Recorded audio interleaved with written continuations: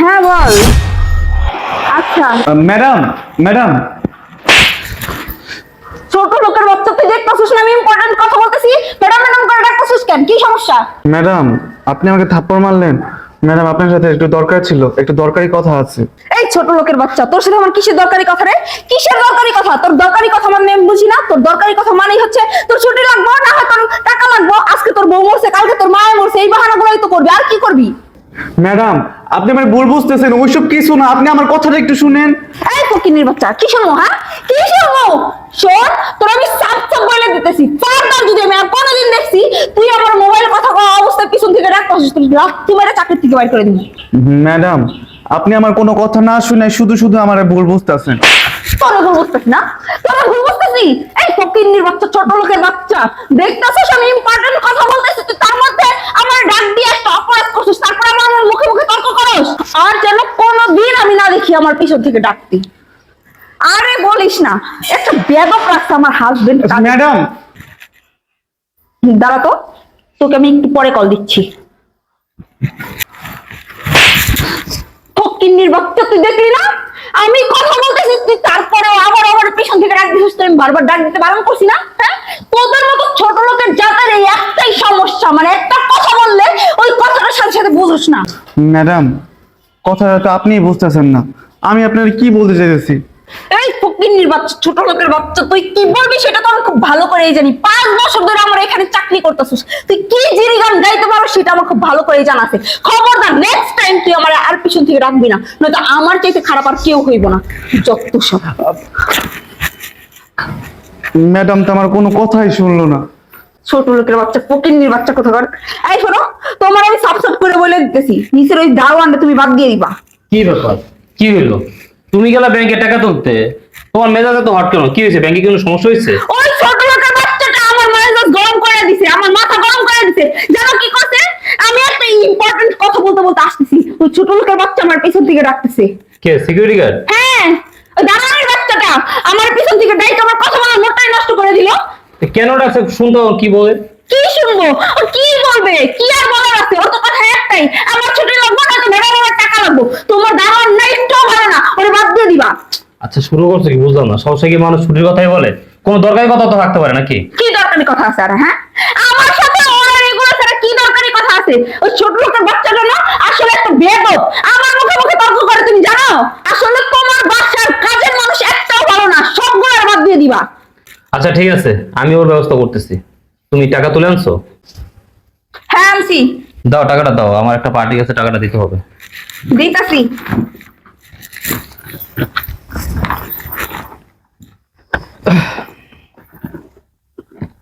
কই দাও? আর বের করতে তো দিবা না, তুমিও আমার মেজাজ গরম করে দিবা। বুঝলাম না। কই দাও? তুমি কি পাগল হয়ে গেছো নাকি? তুমিও আমার মাথাটা এখন খারাপ করতে চাইতেছো। টাকা সবগুলো দিলাম না? কত দিলা? দেওয়ার কথা তো 5 লাখ, তুমি দিলা 4 লাখ। আর 1 লাখ কোথায়? কি? এখানে 4 লাখ টাকা দেখি। হ্যাঁ ঠিকই তো বলছো, এখানে তো 4 লাখ টাকাই, কিন্তু আমি তো ব্যাংকে থেকে 5 লাখ টাকা নিয়ে আসলাম। আর 1 লাখ টাকা গেল কই? কি তো আর 1 লাখ টাকা কোথায় সেটা তুমি আমার কাছে জিজ্ঞেস করতেছো? ব্যাংকে গেলা তুমি, টাকা তুলতে গেলা তুমি, তুমি কি করছো সেটা তুমি জানো। তুমি আমার জিজ্ঞেস করতেছো আর 1 লাখ টাকা কোথায়? আরে আমি তো 5 লাখ টাকাই উঠাইছি, আর 1 লাখ টাকা কই গেছে? হাওয়া হয়ে গেছে নাকি? দেখো এটা তুমি জানো, হাওয়া হয়ে গেছে না ব্যাগ থেকে লাফ দিয়ে পড়ে গেছে। তুমি কি করছো তুমি জানো, দেখো ব্যাগের ভিতরে আছে কিনা। আরে নাই তো, থাকলে তো আমি দিতাম। তুমি কিন্তু এখন আমার মাথাটা খারাপ করে দিতেছো। তা তুমি তুলছো 5 লাখ টাকা, এখানে দিছো 4 লাখ টাকা, তাহলে আর 1 লাখ টাকা কোথায়? আমি বললাম না আমি জানি না টাকা কই গেছে। দেখো এত হট হইলে হইব না। আমি তোমার 5 লাখ টাকা তুলে আনতে বলছি, তুমি 5 লাখ টাকা তুলে আনছো, এখন তুমি হাতে দিতেছো 4 লাখ টাকা, বাকি 1 লাখ টাকা কোথায়? আমার পার্টির কাছে 5 লাখ টাকা দিতে হবে, 1 লাখ টাকা তাড়াতাড়ি দাও। এই 1 লাখ টাকা আমি কোত্থেকে দিব? আমি কি এখন চুরি করে এনে দিব? তোমার কি মনে হয় তোমার টাকা কি আমি চুরি করছি? তো তুমি তুমি চুরি করে না করলে আমার টাকাটা কোথায় গেল? তুমি বলো আমারে। আমি জানি টাকা কই গেছে। আমি তো ব্যাংকে থেকে 5 লক্ষ টাকা উঠাইছি, এখন এই জায়গায় 4 লাখ টাকা দেখলে আমি কি করব? দেখো টাকা তুমি কি করছো না করছো এটা আমার জানা দরকার নাই। পার্টিতে আমার 5 লাখ টাকা দেওয়ার কথা, তুমি 5 লাখ টাকা দাও আমারে।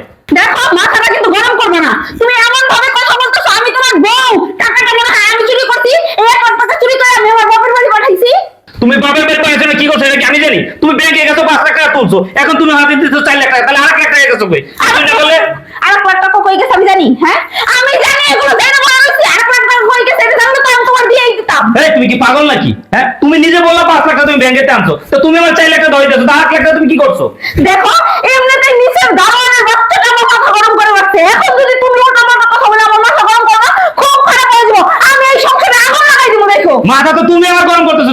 তোমার আমি বললাম না 5 লাখ টাকা পাঠিয়ে দিতে হবে, তুমিও 4 লাখ টাকা দিতে, তুমি 8 লাখ টাকা করতে দেবো আমি। ফাজলামো শুরু করছো তুমি আমার সাথে। হ্যাঁ তুমি কি আমার ফাজলামো করো? হ্যাঁ তোমার 1 লাখ টাকা কোথায় সেটা আমি কিভাবে বলবো? তুমি এমন ভাবে আমার সাথে কথা বলছো মনে হয় তোমার টাকা আমি চুরি করছি। এই দেখো, চেঁচামেচি করবে না, তুমি চেঁচামেচি করবে না, তুমি চেঁচামেচি করে দিকে কোনো কাজ ঠিক মতো করতে পারো না। তুমি ব্যাংকে গেছো, বললাম নিজে যে 5 লাখ টাকা তুলছো, তুমি আমার হাতে 4 লাখ টাকা তুলে দিতেছো, এখন 1 লাখ টাকা হচ্ছে, তুমি জানো না? আমার মনে হয় কি জানো, তুমি টাকাটা মাইরে দিছো, তুমি টাকাটা চুরি করছো, তোমার বাবার বাড়িতে দিয়েছো। কি তুমি এমন কথা আমারে বলতে পারলা? হ্যাঁ এমন কথা তুমি আমারে বলতে পারলা আমি টাকা চুরি করছি?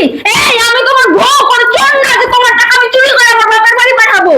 তুমি বললা ব্যাংকে দিয়ে তুমি 5 লাখ টাকা তুলছো, এখন টাকাটা তুমিও না নাই, তোমার বাবার বাড়িতেও পাঠা নাই, তো টাকার কি হাত পা গেছে, উড়ে হয়ে গেছে? আমি জানি না টাকার হাত পা গজাইছে না টাকা উড়ে গেছে, আমি কিচ্ছু জানি না, কিন্তু টাকা আমি নেই নাই, কান খুইলা শুইলা রাখো। দেখো আমিও কিছু জানি না, টাকা তুমি কিভাবে দেবে সেটা তুমি জানো, আমি কিছু জানি না। আমিও জানি না। ম্যাডাম এই, ছোট লোকের বাচ্চা ফকিরের বাচ্চা তুই আবার এসেছিস এখানে, তুই দেখতেছিস না আমাদের স্বামী স্ত্রীর মধ্যে ঝগড়া লাগতেছে, সংসারে অশান্তি হইতেছে, তার মধ্যে তুই আবার কিসের জন্য আসছিস? ম্যাডাম আমি একটা কথা বলার জন্য আসছিলাম। এই ছোট লোকের বাচ্চা ফকিরের বাচ্চা কি কথা বলবি না তুই? হ্যাঁ তুই কি বলবি? সে তখন থেকে শুরু করছিস ম্যাডাম একটা কথা বলবো, ম্যাডাম একটা কথা বলবো, কথা বলিস না কেন? এই, এই ছেলে কথা বলবে কি হবে? হ্যাঁ, তুমি যেমন খেস খেস শুরু করছো, এই বলার কথা বলা চান্স দিছো তুমি। হ্যাঁ, আর ওকে হাত তোলা কেন তুমি? ভালো করছি, বেশ করছি। দেখতেছ না ও যে আমি তোমার সাথে ঝগড়া করতেছি, তার মধ্যে কেন ও উপরে আসছে, উপরে এসে আবার বলতেছে একটা কথা বলবো, নিচে কতক্ষণ বলছে ম্যাডাম একটা কথা বলবো, ম্যাডাম একটা কথা বলবো, আবার এখন উপরে চলে আসছে ম্যাডাম একটা কথা বলবো। এই কি বলছিস তুই? তোর সমস্যা কি? হ্যাঁ এই চুপ করো, থামো তুমি, তোমার এই ট্যাপ রেকর্ডটা একটু বন্ধ করো, আগে শুনি ও কি বলে। এই এই কি বলবো? এই কি বলবি তুই? হ্যাঁ কি বলবি? কিসের জন্য, কি বলার জন্য এতক্ষণ ধরে পিছন পিছন ঘুরতেছিস বল? ম্যাডাম আমি তো তখন থেকে কইতেই চাইতেছি, কিন্তু আপনি তো কইতে দিতেছেন না। কি কবি কর না এখন? আচ্ছা বল, কি বলবি বল।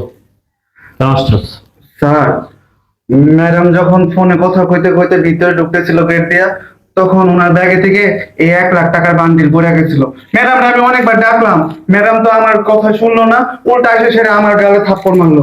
আমি অনেকবার বলার চেষ্টা করছি ম্যাডাম আপনার 1 লাখ টাকার বান্ডিল পড়ে গেছে, কিন্তু ম্যাডাম আমার লাগে কোনো কথাই কইলো না, শুধু আমার গায়ে হাত তুইলা আমার সাথে খারাপ ব্যবহার করে চলে এলো।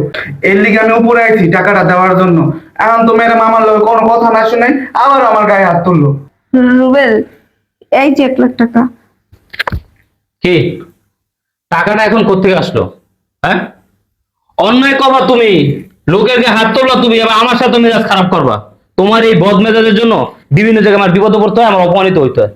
তুমি টাকাটা ভুল করে গেটের সামনে ফালাই দিছো, ও টাকাটা তোমার দিতে চাইছে, তুমি কি করলা? ওর কোনো কথাই শুনলো না, ওর গায়ে হাত তুললা, উপরে চলে আসলো। যখন ও উপরে এসে টাকা দিতেছিল তখনও তুমি ওর কোনো কথা শুনলো না, ওর গায়ে হাত তুললা। কেন করছো এটা? তুমি কি এটা ঠিক করছো? ও আমাদের বাসায় 5 বছর ধরে কাজ করে, ও কেমন আমি ভালো করে চিনি। ওর গায়ে আমি কখনো হাত তুলিনি, ওর আমি ছোট ভাইয়ের মতো দেখি। ও যদি খারাপ হইতো, ও যদি অসৎ হইতো, তাহলে এই টাকাটা নিয়ে ও চলে যেত। ভালো ছেলে, ও যদি টাকা নিয়েও যেত তাহলে তো আমাদের কিছু করার ছিল না। তুমিও তখন আমিও দেখিনি, তো শুধু শুধু চিনি সেখানে লাভ হইতো কি? ভাই দেখ আসলে আমি ভুল করে ফেলছি, আমি রাগের বশে তোর গায়ে হাত তুলে ফেলছি। আসলে তুই যে টাকাটা দেওয়ার জন্য বারবার আমার পিছু ডাকছিস, আমি এটা বুঝতে পারি নাই ভাই, তুই আমার মাফ করে দিস। আমি আমি কথা দিতেছি আমি তোর সাথে আর কখনো কোনো খারাপ ব্যবহার করব না, আর আজকে থেকে আমি আমার মেজাজ কন্ট্রোল করব, আমি তোর গায়ে আর কখনো হাত তুলবো না। আর শোন, তোর যখন যা লাগে তুই শুধু আমাকে বলবি, আমাকে নিজের বোন মনে করবি, যখন যা লাগবে তুই শুধু আমাকে বলবি, আমি সাথে সাথে ওইটা করে দিব।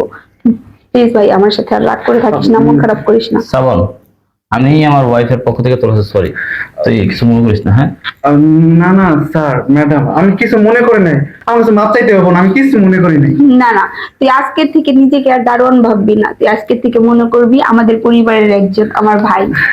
তোর অসংখ্য ধন্যবাদ রে, তুই যদি সমস্ত টাকাটা না দিতে আমি পার্টির সাথে টাকাটা দিতে পারতাম না, ঝামেলা বলে যেতাম, অনেক বড় বিপদ বলে যেতাম।